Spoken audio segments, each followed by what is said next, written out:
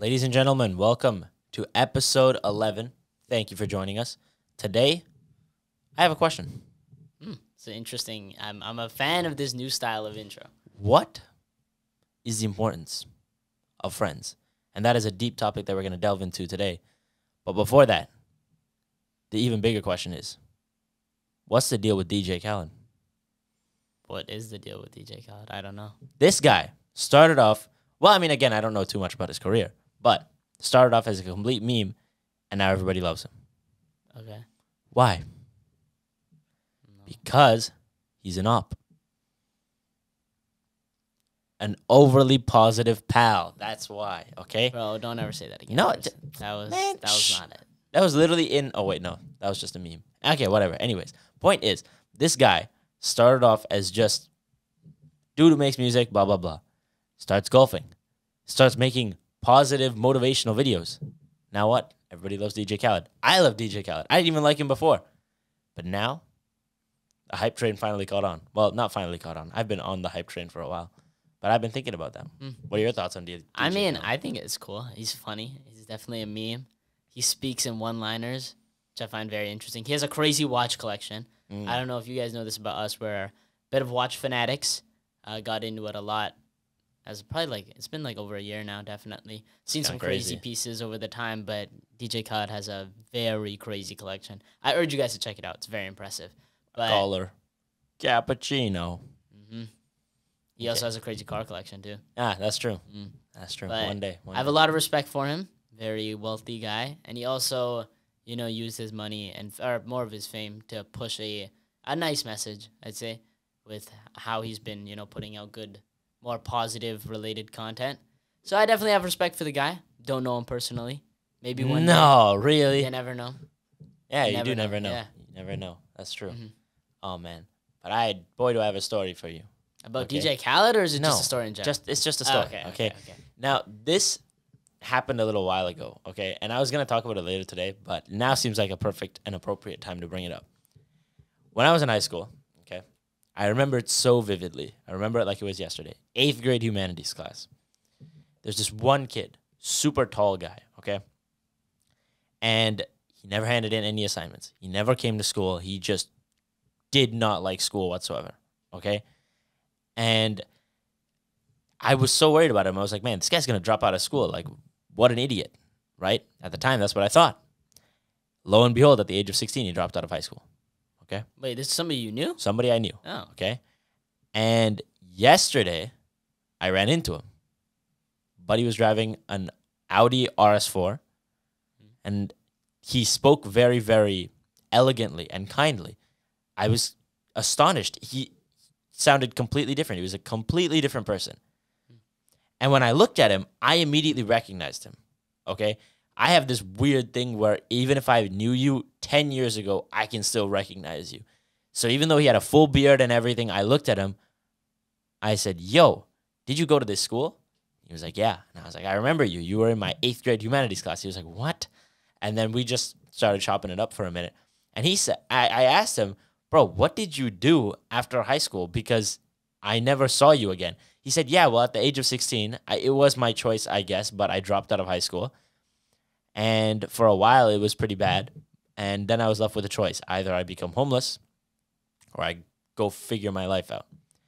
So he figured his life out, and he works a job that pays him $35 an hour without any experience. It's a difficult industry to get into, but he works a job that makes $35 an hour. And not to mention, that job also offers double and triple pay depending on the certain hours that you work. So he could earn upwards of $70 for a double pay and then $105 per hour. And the thing is, you can tell when somebody's lying, right? When he said that to me, he knew the number immediately. He was like, 70 for a double time and 105 for a triple time. Bro was not doing the math of 35 times 3 in his head. So he's definitely been paid that before, right? Well, 35 times 3 isn't that hard. Well, obviously it's not But that yeah, hard, I but know we're what talking you about someone who still dropped out of high school, okay? Anyways, point is, he completely changed his life. And I was very happy for him. I was like, man, that's really good for you, bro. And then we just talked about it for a minute. And he said, yeah, everything kind of worked out in its own way. Now I make, I didn't even tell you. Guess how much he makes in a month? No idea. On a low end, 10K. Really? 10K a month at the age of 20. right? That's really good. And he said his best month was 14K. Wow. Absurd. Very, very I impressive. think it goes to show that, like, I'd say schooling doesn't determine financial success. And that's not saying don't drop out of school, because it's actually a really cool story. It's crazy that you talk about this because it relates to this story that I learned. I think it was in entrepreneurship class. We either read about it or somehow I came across it. I can't seem to remember. But it's about the founder of Wendy's, I believe. And I think his name is Dave Thomas. And he founded he dropped out of high school and he founded the company, and he was doing great, phenomenal. But after 45 years, he began to talk at places within that time after he founded his company, after he became very successful. He gave talks, and he always told kids, don't drop out of school, finish your thing. But he said, all the time I would preach that, but all these reporters would ask me, oh, why are you telling kids to stay in school if you didn't stay in school and you're super successful? So after 45 years after dropping out, he went back and finished his diploma because he wanted to practice what he preached. Really? Yeah. And I was really interested by the story. And again, maybe I'm getting the company wrong or the person wrong, but it's that story. I'm pretty sure it's about Dave Thomas and Wendy's. And I was like, this is so weird. What's the point of that? But he said it was because he wanted to practice what he preached. And he kept telling kids school is very important. And I think it is. And I think it's also important for reasons that people don't see. It's not always people are like, oh, why do I need to know the quadratic formula in my day-to-day life if I'm going to be a carpenter? I don't know, man. Maybe you don't. But the qualities that you learn in school are very important. You learn to respect your, superiors, like your teachers. You learn respect. You learn how to show up on time. I mean, some people don't. If you're watching this, you know who you are. And, you learn a lot of important things in school. Not so much about the content, but about the environment, the qualities, the attributes that you pick up. So I'd urge all the people out there that say that school is useless, drop out and become a millionaire.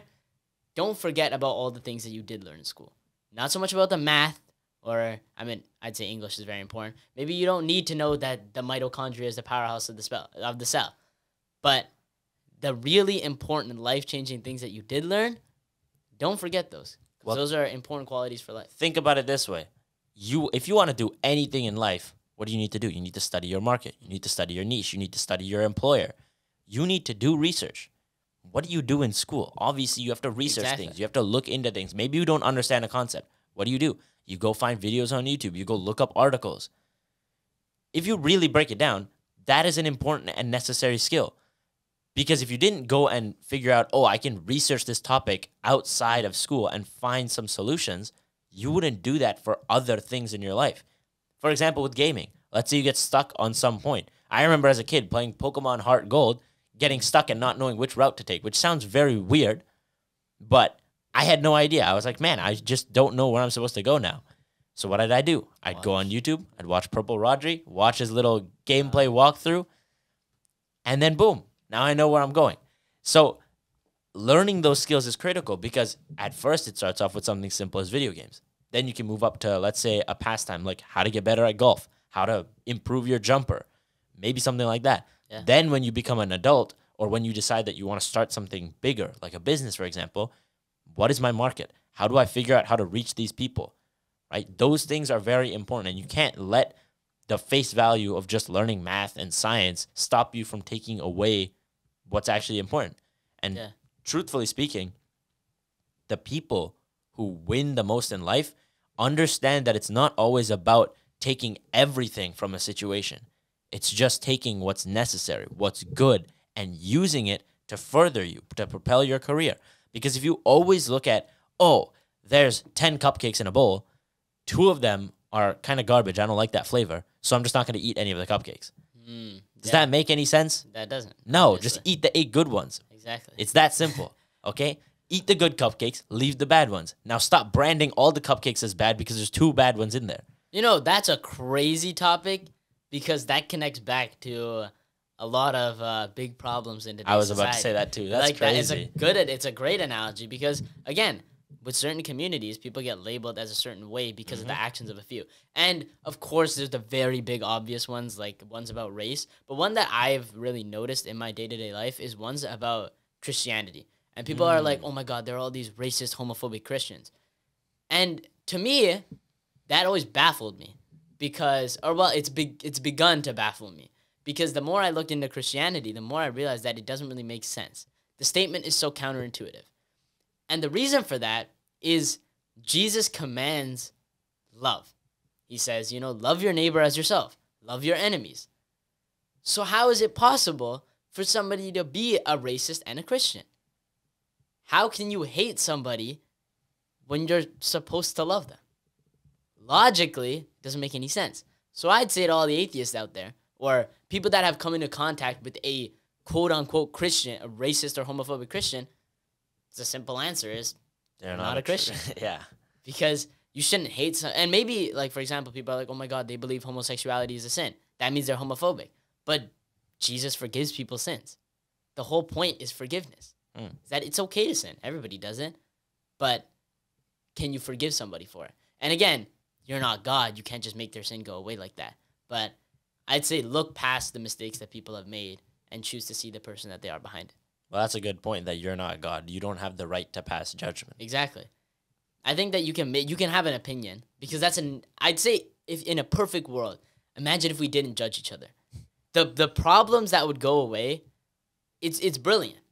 I think it was in actually grade 8 or grade 9 humanities where I was talking about Donald Trump on doing a speech, and it was surrounding him being banned off of Twitter. And I kind of diverged during that speech, and I talked about how, in today's society, we often divide ourselves a lot. And one thing I said is I had a friend who was sitting in the front row, and it's an Asian guy, okay? And I said, imagine if somebody walks up to him and says, I see an Asian male, and he sees me as a brown male. Why didn't you just see two people? Right? Because initially you always make, like just like that, you make a judgment of a person. It's a perception. Right? And of course, it's natural. Like, I'm not going to tell people, hey, never judge anybody, because it's subconscious. It just happens. But the key is to not let those judgments take over your mind. Still keep the open-mindedness. Like, you'll make a judgment, be like, oh my God, this person might be like this. But the key word is might. You don't know the person yet. So instead of making that judgment, because you never know who could end up being a friend. For example, biggest example, Prince Zuko. He goes through his whole life chasing down Aang, trying to capture him, restore his honor. He spends years of his life doing this, all because he wants something for himself. And in the end, what happens is that Aang finally forgives him and looks past what he did and sees who he's meant to be. He let go of the judgment and realized that, hey, people can change. People who were once your enemy can now be your friend. And then what happens? They build a prosperous and beautiful empire together and bring peace to the world. Exactly. Those kinds of things are really important, because just like you said, we all make assumptions the second we look at someone, but it's not necessarily an assumption. You said it's natural. But the reason why it's natural is you have eyeballs. You're assessing the situation. You're seeing, okay, who's around me? What do I need to look out for? It's natural. That's all. That's how all life on this planet works. It assesses the situation and then adapts to them, right? So as a person, you're going to see people and make assessments immediately. Like you said, the question is, will you let it overpower your thoughts about whether this person could be good or not? And that's a very important topic because, like I said in the intro, today we're going to talk about why is it important to have friends? Why is it important to make connections? Right? It's not always immediately clear, because you can sit in that classroom with that Asian friend of yours sitting in the front row. Let's say you didn't know him. If you looked at him and just immediately dismissed him, who knows what that connection could have been? For example, you and your best friend in physics, now you guys are going out there and doing crazy things together. Yeah. But that never would have happened if you didn't talk to him, if you didn't give him a chance, if you said, oh no, somebody else is sitting here, you can't sit here. Yeah, it's crazy because it's actually my yearbook quote is, everyone is capable of great good and great evil. Even the Fire Nation and the Fire Lord have to be treated like they're worth giving a chance. And that is from Avatar Aang. Absolutely go to quote, because it explains that people aren't inherently good or bad. People make good or bad actions. And to believe that a person is incapable of good due to their actions is, I think it's unfair. It's foolish. Exactly. People are able to change. Some people, it might be harder to. Some people may never change in their life. But it doesn't mean they aren't capable of it. It's that they chose not to. I'm going to flip it on its head. You said people only do good or bad actions. But what if the person doing something, let's say bad, right? In your eyes, it might be bad, but he might be doing it for a reason.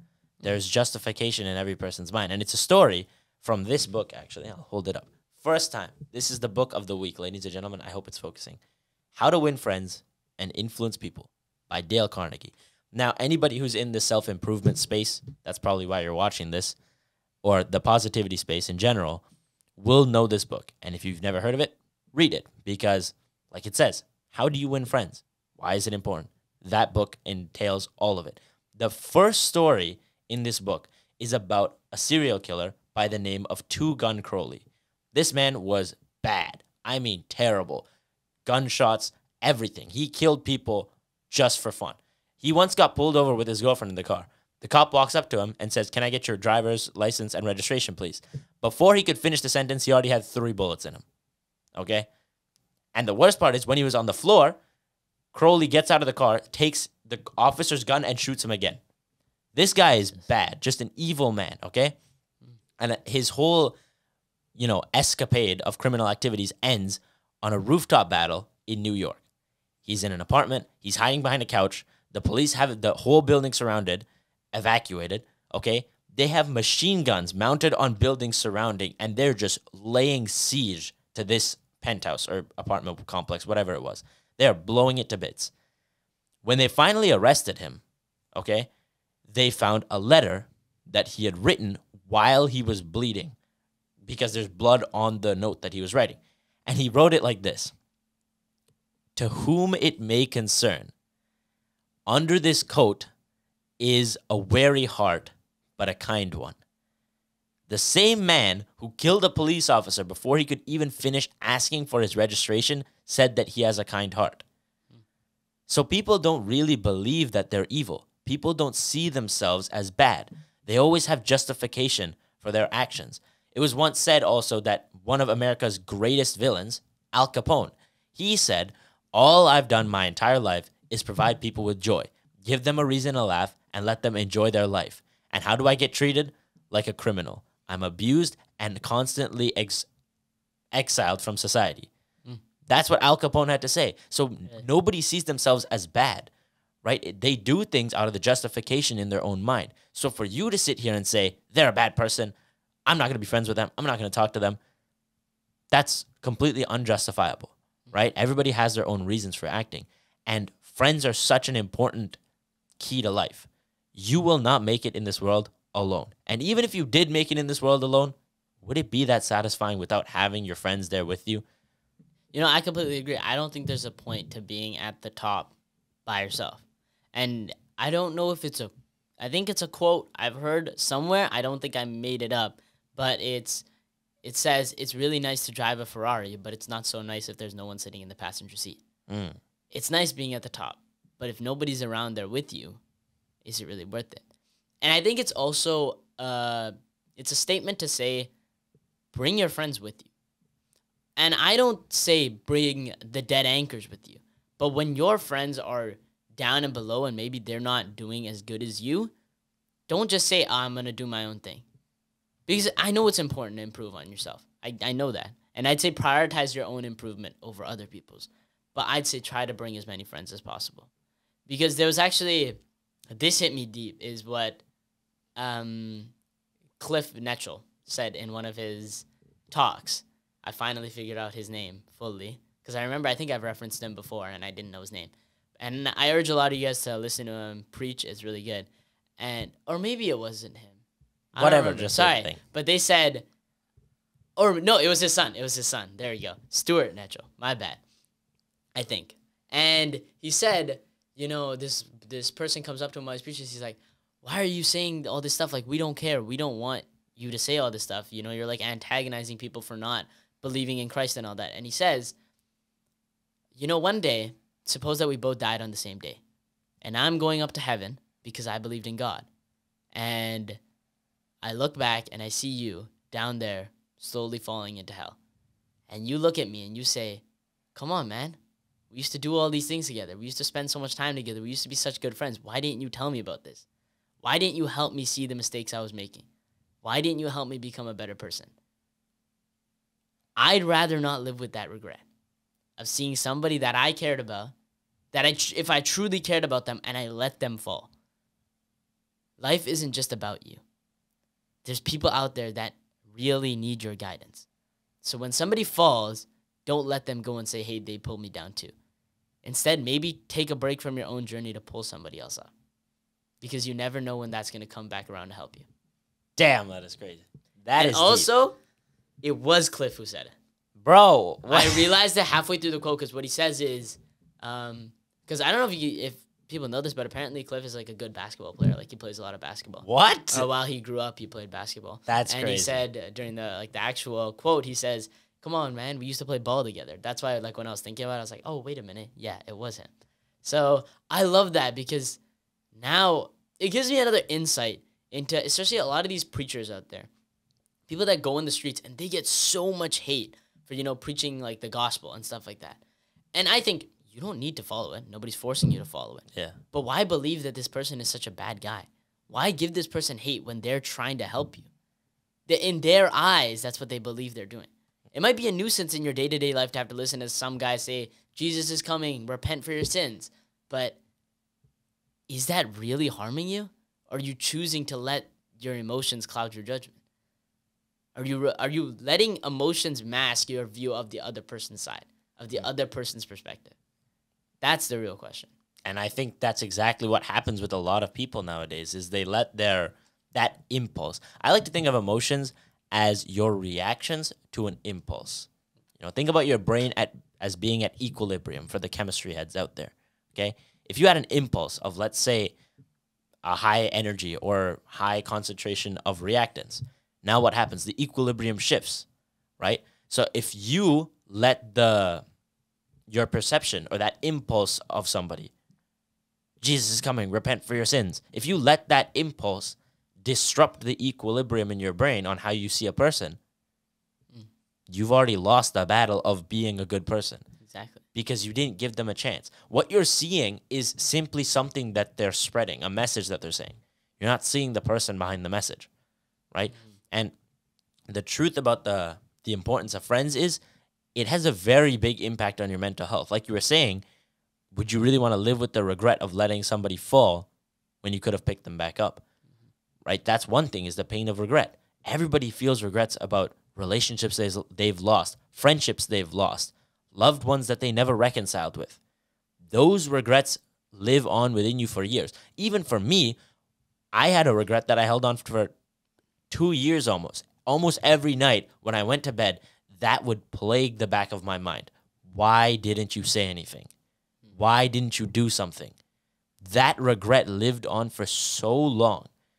But to go out there and just be friends with someone, to do what your mind is telling you to do, to simply act on it, will help remove that regret.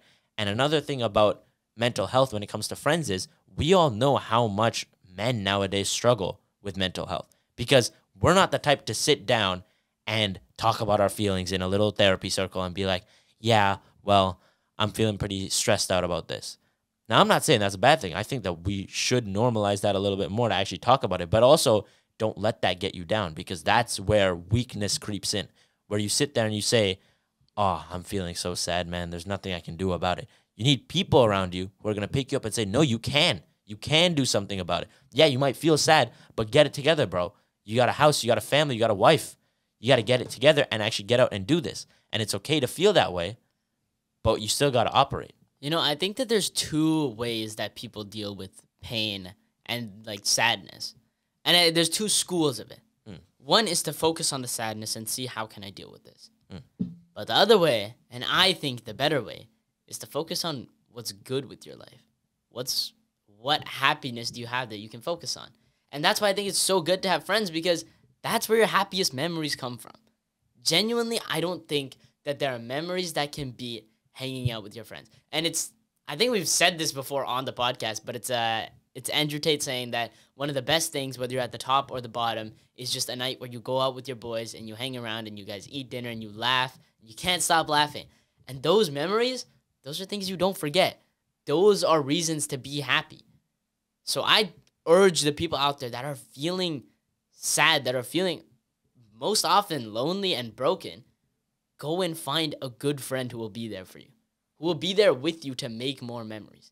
The reason why you feel pain is because you're so fixated on so many painful memories. Memories are what create our emotions, our ideas. It's what constructs our brain, because the way that you think is based off of what you've experienced, right? Because you can't really construct something off of something you've never seen or experienced before. I don't know what tomorrow is going to be like, but I can base off of what yesterday was like, this is what I think it'll be like. So if you have good things in your past, your future just becomes a lot brighter. It's very true. That's very true. And I was going to talk about this because recently we know people who have lost a family member, and that is a very difficult thing to go through. But every time they talk about a story or tell me something about the situation, they always say, he was this kind of a person.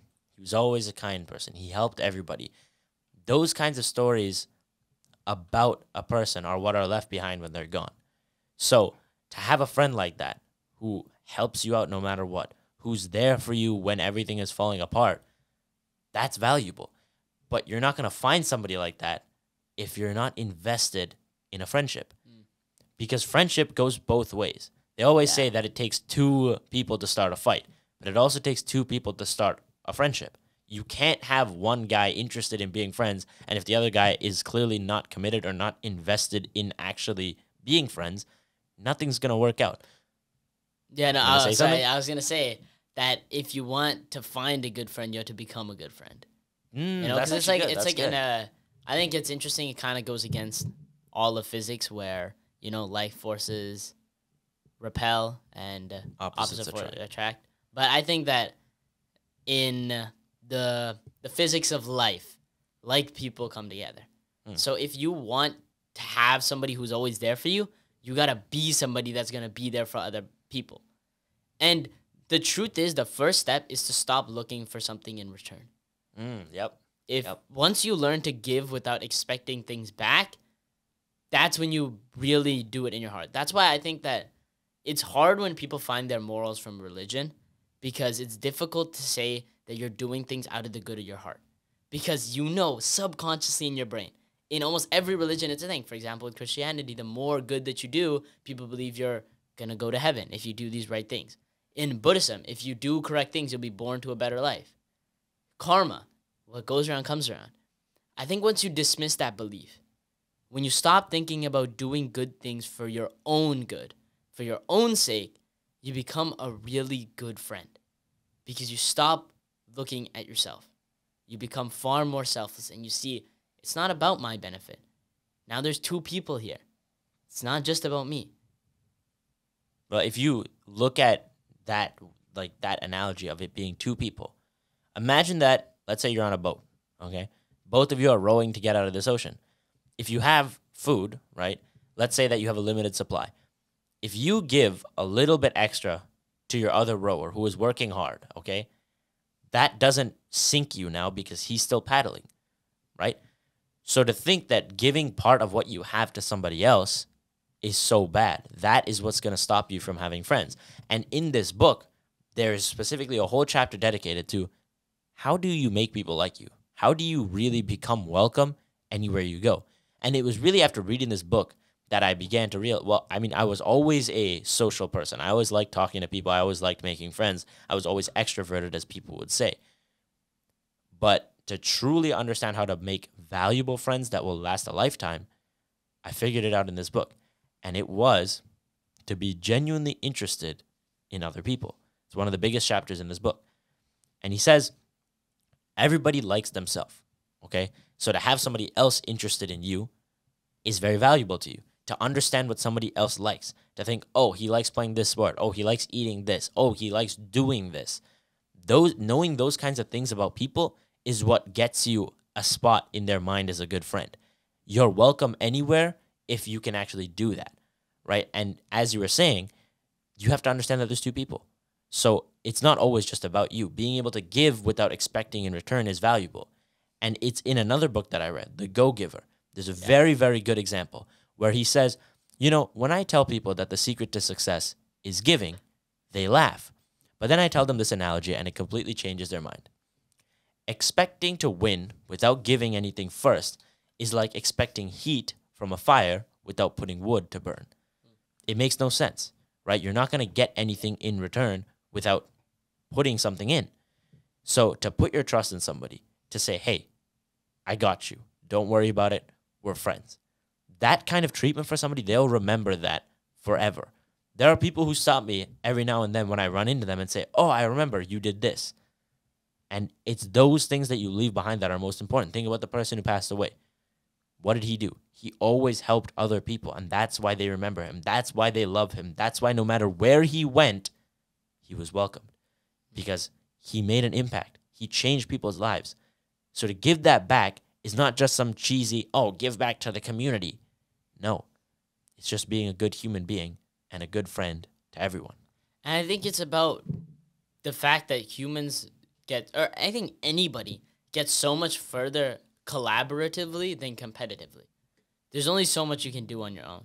Everybody says if you want to go fast, go by yourself, but if you want to go far, go with others. And I think it's an interesting topic because there's two schools of thought, again, where a lot of people think, oh, other people are dead weights and they're just going to hold me back. I want to do things on my own speed. I'm better than all these people. But is that really the life you want to live? By yourself every single day? Sure, you might go far, but again, is it worth it? I think it's far better to have people around you because I think that's where the true happiness comes from. And again, when you go, you want people left behind to tell your story. Because if there's nobody left, then really what was the point of this life? I really liked your analogy of if you want to go fast, go alone. But if you want to go far, go with others. Think about a car on an uphill slope, okay? Let's say you put in 200% effort and you push this car faster than somebody else, okay? Or let's say it's a heavy tire for accuracy's sake. There's a heavy tire on an upward slope. If you want to go fast, you can push it as hard as you can. Give it 200% effort. Really push yourself to the limit. Let's say you move it faster than if your friend was here because he'd slow you down because he doesn't want to move that fast. You'd get tired when you get about halfway up the hill. But let's say that you're with a group of friends that you trust. Yeah, they might be a little bit slow. You might have to take the tire up a little bit slower. But you'll definitely make it to the top of the hill, right? You won't burn out halfway through. That's why it's important to have friends. Because not only is it having people around you that can help you get to your goal, you also help them reach theirs. And everybody's happy. At the end of the day, a winning situation is where everybody gets something. Yeah. Truly successful business people understand that. You can't screw over clients and be successful forever. I mean, obviously there's people who do that, but I don't think that's true success. At the end of the day, yeah, money's important, but who are you as a person, right? And another important factor about friendship is accountability. If I say, I'm going to put down alcohol forever, I'm never going to drink again, I can sit here and tell myself that, but then every now and then when I go out by myself, let's say I'm at a club, I'm at a party, oh, I'll have one drink, it's fine. I'm not going to slip back into it. Who's going to hold you responsible for it? Who's going to hold me accountable? Nobody. Yeah. But if I sit here and I'm going with, let's say, my buddy Josh, I'm like, yo, Josh, I'm done, bro. I'm never drinking again. I'm done, okay? He'll be like, all right, bro, I trust you. If he's a good friend, when I go out, if he's with me, if I ever get close, first of all, I should think about my promise to Josh. No. I said I'm not going to drink. I'm not going to drink. That's the first barrier to failure. But the second barrier is if I get close to making that decision, my buddy Josh has got to step in and be like, bro, didn't you say you were done? That moment of reflection, hopefully the second barrier to failure, will stop me. But let's say Josh is not a good friend to others. Let's say he just takes my thing and throws it out the window, okay? Oh, he promised, but whatever. Now I'll drink. I'll completely forget my promise to Josh. And now I can't really consider him a good friend because he didn't hold me accountable and he didn't help me out of the situation that I'm in. But if he was, he would hold me accountable. And just like you were saying about giving something to somebody, Josh technically doesn't get anything out of helping me, right? He doesn't gain anything by telling me, yo, stop. You said you were going to stop, so stop. But what he does get is a good friend. Exactly. You know, it's interesting because me and my friends actually have something like this where we have a thing that we say whenever you start scrolling, you become a slave to your phone. We say that. So if we're ever sitting together or we're doing something, like let's say it's lunchtime at school and we're sitting down at the table, everybody's eating their lunch, And then if I pull up my phone, 1 second I scroll one video, one of them will look over and they'll be like, "Hey, Nithik, stop being a slave to your phone." And then I put my phone down. And it's like a way of holding each other accountable. So anytime that any of us sits down for a second to scroll, we immediately just yell at the person, "Stop being a slave to your phone." And it's a great thing. And I guarantee you, if I didn't have other people to hold me accountable, I could have said, I'm going to stop scrolling. I'm going to stop scrolling. But I guarantee you it wouldn't have happened if I didn't have somebody there to tell me, "Hey, you got to stop doing this." Mm-hmm. Because that's an important factor. Because it's something that we talked about is if somebody else if there's nobody to hold you accountable, what's the point in really doing anything? There's no consequence to anything. You don't feel bad doing something because there's nobody who's going to say anything. Well, you don't feel bad when you're doing it. You'll feel bad later. After, yeah. You'll regret. But there's nobody to hold you and say, "Don't do that. You promised me you'd stop." It's more powerful, I think. Because sometimes, yes, I'll admit that it's important. It's very important to develop self-discipline, of being able to control yourself. That is a very important factor. But if you want to break a bad habit, it sure as hell would help if somebody else was there to help you. Mm-hmm. Somebody was there to guide you. Somebody there would be there to tell you that you're wrong. There we go. Sorry about the stuttering. But, I mean, I'll give you the biggest example is your parents. Your whole life, what do? They teach you about what is right and what is wrong. They stray you away from what is bad. They try to show you the light. And again, where do the most twisted people come from? The people that didn't have anybody around them to help. The people who tried to figure it out on their own. It's like the tree analogy. Remember, all the tall trees that got all the sunlight and the guidance, yeah, they grew straight. Like, imagine you have two trees. One is like, it's supported by like the wooden beams, how sometimes when the city plants a tree, they put like wooden beams and they put the fence around it to make sure that it has the best growth. It's being guided. So when that tree grows, it's going to go straight up, beautiful tree, everybody loves it. But this other tree on the side, he had no support. The soil around him constantly got trampled. Asphalt from the road would come off and land in his dirt. He didn't grow right. He would grow in this twisted way, and now we all drive by looking at that tree like, ew, what is that tree? I don't like that tree. Give me the other one. But it was because there was nobody around to help that tree, to help it grow into what it was meant to be. Two trees, same seed, but two different outcomes because of two different environments and two different groups of people around them. Mm-hmm. At the end of the day, I believe that the environment is very important for an individual or for any person that is trying to be better or live their life. Exactly. You have to be in the right spot. And some people just don't have that. That's life. Not everyone is going to grow up in a prosperous situation. That's just the reality of this world. But the question is, what do you do about it? Are you going to sit here and just ignore everybody else and say, "All right, I'm doing my own thing. It is what it is"? Or do you help those people? Because at the end of the day, you don't know what diamonds are hidden in that twisted plant. You don't know what fruits it's going to bear when it grows. You never know. And it was a story that Eric told me about this guy who owns a modeling agency. And he was on vacation in some country. He was walking past, and he sees a homeless guy on the side of the road, okay? Scruffy beard, just does not look too good. But as he walks by, he looks at him. Man, this guy's got perfect genetics. We're talking height, like ratios between waist and like shoulders, perfect torso to leg ratio, facial structure is amazing. Everything about this guy is perfect. He's just homeless. So what does he do? He says, "I have a proposition. Will you be a model for my agency?" And the homeless guy's like, is this guy crazy? I'm homeless. But then he says, yes, of course. He'd much rather be a model than homeless. So he goes, and he becomes one of the top earning male models in human history. I don't know his name because Eric didn't name drop him, but that was the story. So if you help people, you never really know what's going to come from it. You know what I mean? Yeah. It's so, that's such is that a real story? It's a real story. Actually, I thought it was made up. That is a sick story. Yeah. Again, it's back to the judgment of don't judge people right when you see them because you never know who they are behind, the mask that you view. And also, another thing is when we're talking about environments, what's so important is the people in your environment because the atmosphere of your environment is determined by the people around you. You could have a really bad environment, but if you have great people around you, you wouldn't see it as such. If you have people constantly happy about their life, people that are constantly looking for the positivity, then you're not going to feel as bad about your situation because you're going to be a hell of a lot happier. And it's a really cool thing because it's two people can live in the exact same situation, but with two different sets of people, it's like they're completely different scenarios. You could be living in some really terrible place. Like, for example, you're broke and you're, bottom of the barrel, barely making your rent. But, every night your homies come over and you guys have a good time. You're still going to be happy about your life.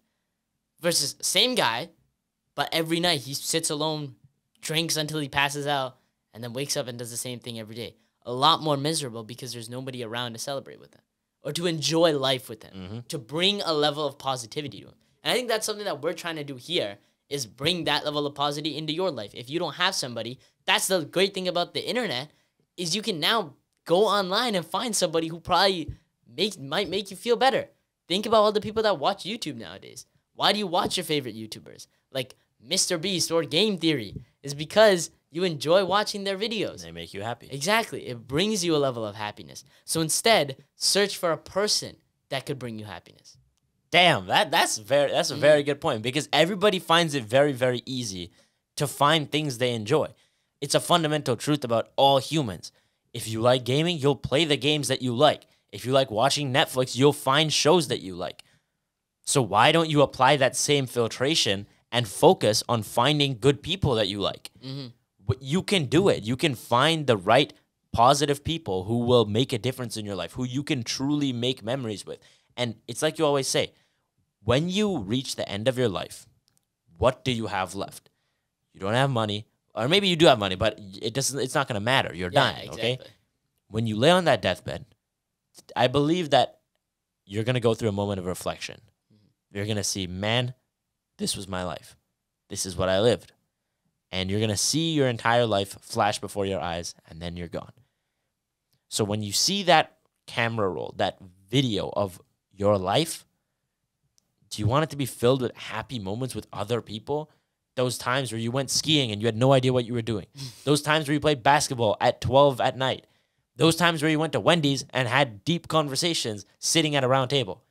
Those kinds of moments are valuable. And when you pass on, I believe that you'll see that. You'll recognize that, hey, I lived a good life. I had people around me who cared, and I did great things. So that is important, to actually make those memories with people. Also, I think it's really interesting because sometimes people feel very motivated by like the wishes of somebody who's gone. Like, for example, if somebody that you love passed away and they had a dying wish or they lived a specific life, you'd be like, you know what? I might want to honor the way that they lived. And I think when I die, I want whoever, my family, my kids, to live a similar life to me. A life where you gave out more than you wanted to receive. I want them to be able to tell stories about me. I want the people around me to be able to tell stories about me when I'm gone. Stories about the kind of person that I was, about the good memories that we made, about the positive things I put out into the world. Because in the end, that's what matters, is what you gave back. You can take all you want, but what really matters is what you give back. That's very true. Yeah. Very And all true. this, for example, that's why so many people do charity work, is because it's about giving back. It's about, you may have made it. That's important. But it's more important to give to the people that weren't so lucky.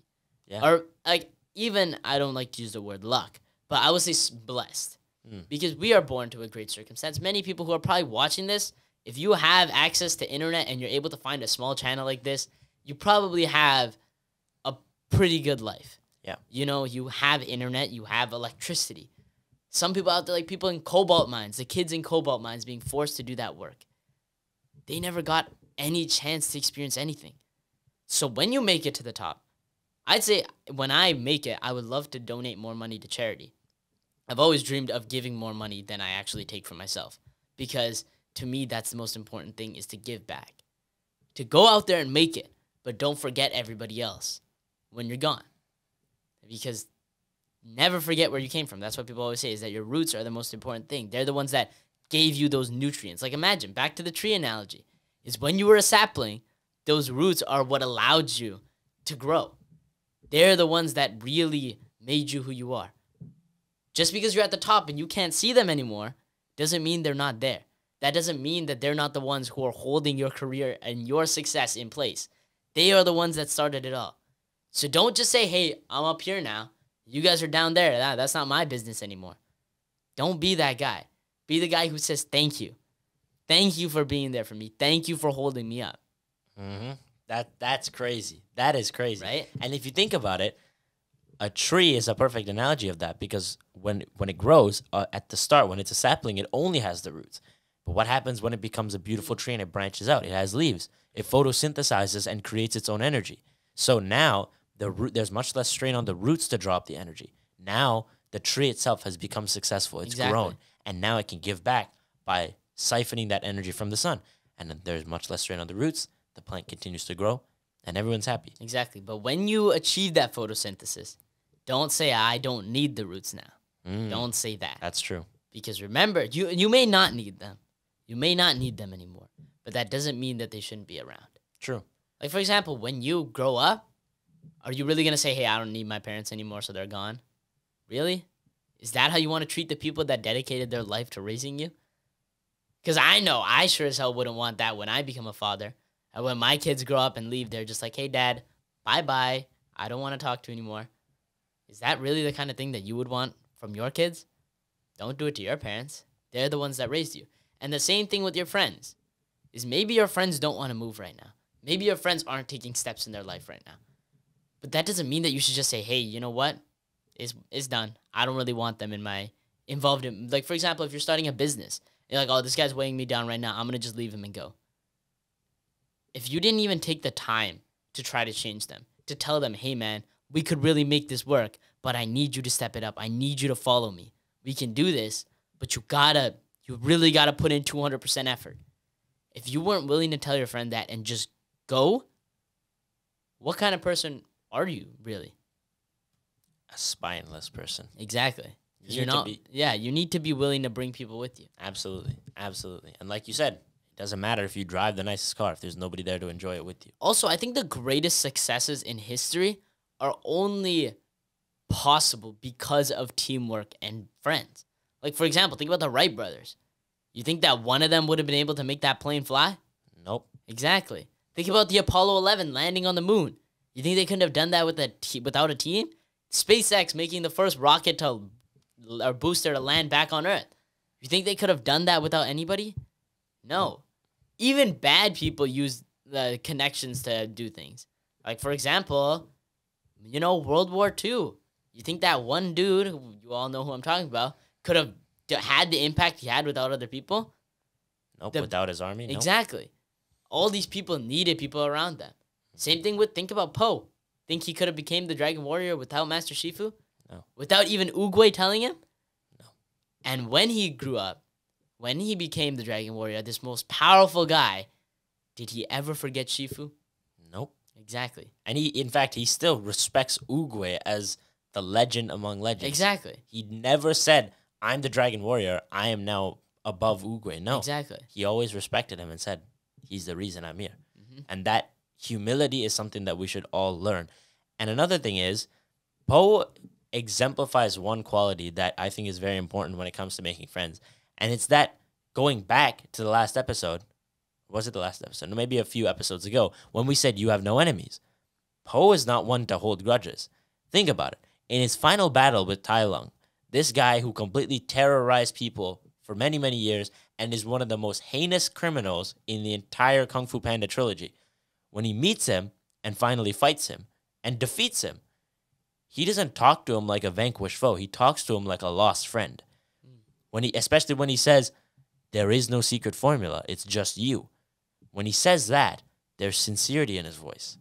And he understands that to be someone that everybody likes, or maybe not that everybody likes, to be someone who's welcome anywhere, you have to learn to not have enemies. You have to learn to not hold grudges. And you have to learn to see the good in people rather than seeing the bad. It's the same thing with Shen in the second movie, where when Poe is fighting him and he finally, Shen is just on the ground and he's sitting there and he's like, how How did you do this? How did you find inner peace? I killed your parents. Why are you not furious with me? And Po said, Shen says, I scarred you. And Po says, that's the thing about scars, is that they heal. You need to move on from the past. Also, a bit of a side tangent here as we come, to the conclusion of the episode. It's a very big side tangent, but I thought it was a really cool thing.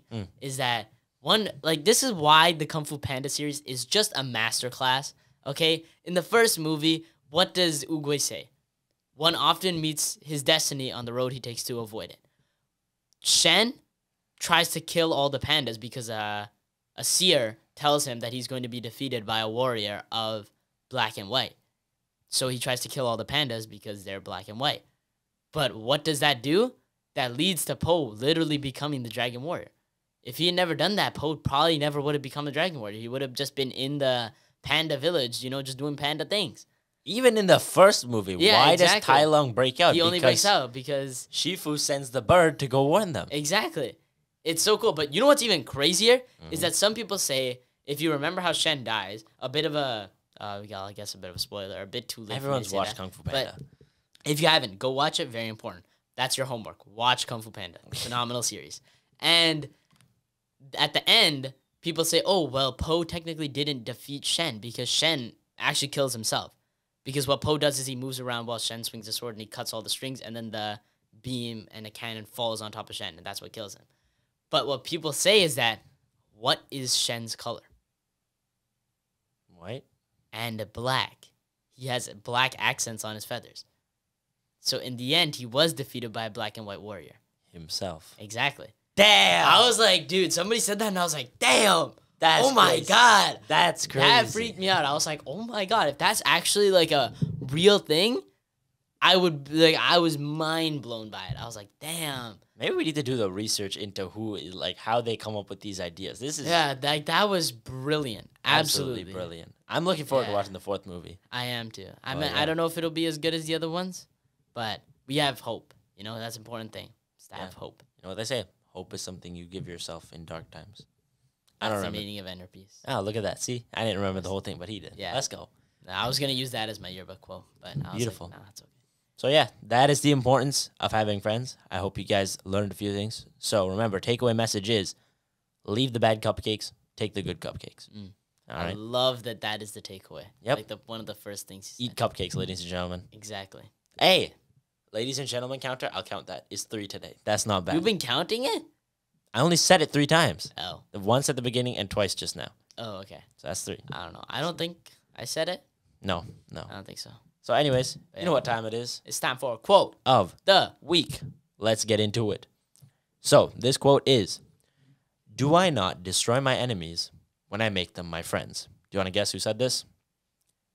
I'll give you a hint. It's a political figure.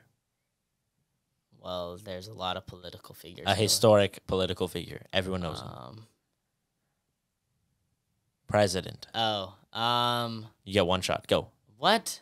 Best president. Go. Or a president. Go. Obama. Okay. What? He was a president. Okay. What did you want me to say? It was Abraham Lincoln. Oh, okay. Yeah, that is a far better president. Okay. And he said this in response, just a bit of context for this. A woman was at one of his speeches. He was giving a speech. And this was during the time of the Civil War. And she said, why don't you talk about the Southerners who we're having a war with? Why don't you talk about them as the scum of the earth? Because they're evil. Clearly, they're trying to fight us. But Lincoln was a proponent of peace. He always said, I don't need to fight them. If we can come to an agreement, we're friends, right? And what does that do? Now, not only have I gotten rid of my enemies, but I've increased the number of allies that I have. So, follow the footsteps of Abe Lincoln. Don't make enemies, but also understand the importance of friends. Understand that if you want to go fast, you can go by yourself. But to go far, to go the distance, to go the journey of life to its full potential, you need other people. So, thank you guys for watching. And as always, if you want to see more, check out our previous episode. Check out the shorts we post. We post 1 episode every single week and 1 short every single day. So make sure to check those out. And without further ado, thank you guys so much for watching episode 11 of the Brighter Horizons podcast. I hope you guys enjoyed. Make sure to check out any previous videos. But in the meantime, live a positive life, y'all. Peace out.